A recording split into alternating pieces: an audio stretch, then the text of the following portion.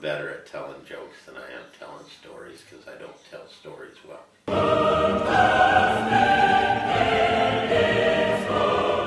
There's only two times I've ever thought I was going to be on the Oregonian. Once when I was going to drown. We were at a party. It was on the Columbia River Slough, and the slough is probably 300 yards wide, about 3 football fields.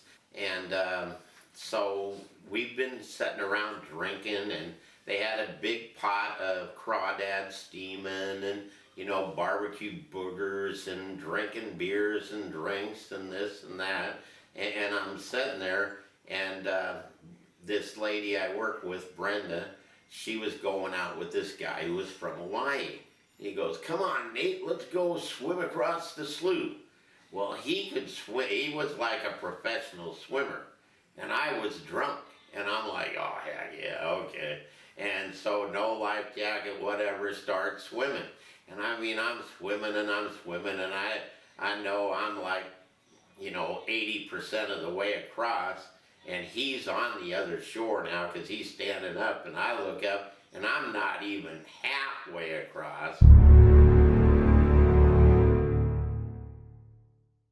And so I know I can't make it back to where I started, and I know I can't make it over to where he's at. And I was like, son of a bucket, what did I get myself into? And I could see all the partying people and stuff, and Ellen's looking at me from a table on the shore, and it's like, God, I don't want to embarrass myself and like scream out, "Help, help, help." And so I rolled over to my back and started floating and said, "Well, as soon as I tire out, I'll die."